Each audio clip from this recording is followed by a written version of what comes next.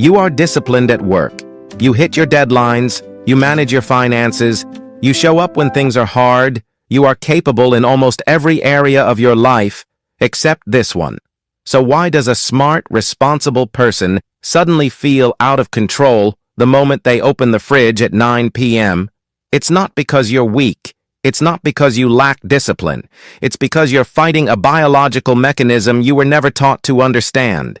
And once you understand it, this stops feeling like a personal failure and starts making sense. Let's start here. Eating when you're not hungry is not a discipline problem. If discipline were the issue, you wouldn't be disciplined anywhere else. But you are, which tells us something important. This behavior isn't happening because you're careless. It's happening because your brain is trying to solve a problem. Hunger and eating are two different things. Hunger is physical. Eating is behavioral. You can be physically full and still feel pulled toward food.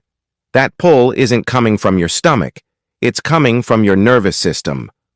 Your brain uses food as a regulation tool. Stress? Food calms it. Mental fatigue? Food gives quick energy. Emotional overload? Food creates relief. Boredom or loneliness? Food fills space. This isn't random behavior. This is your brain doing exactly what it was designed to do, reduce discomfort as fast as possible. And food works fast. Now let's talk about why this usually happens at night.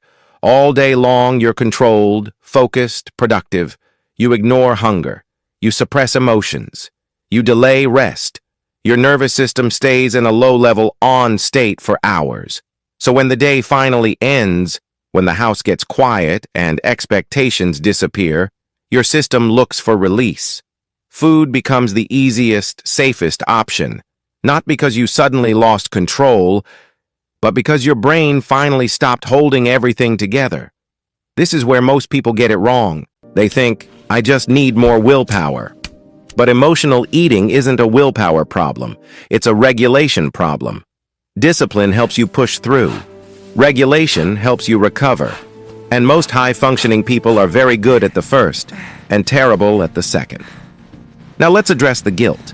Every time you say, I shouldn't have eaten that, your brain registers stress. Stress increases the need for regulation. Regulation often leads back to food. So guilt doesn't stop the behavior. It strengthens the loop. That loop looks like this. Stress to food, to guilt, to more stress, to more food.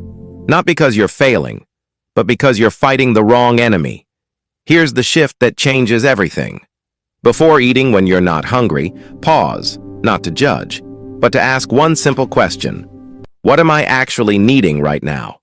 Is it rest, relief, comfort, silence, distraction, connection?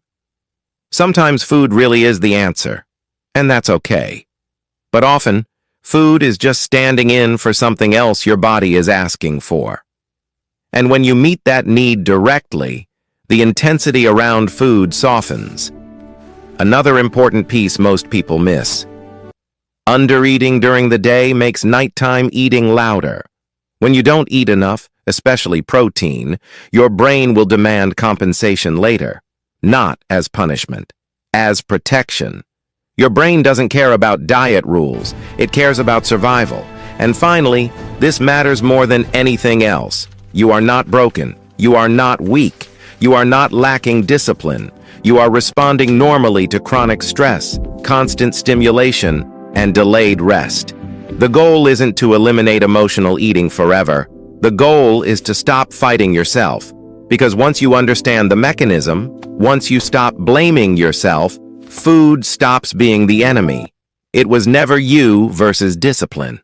It was always you versus a biological system you didn't understand yet. And now, you do.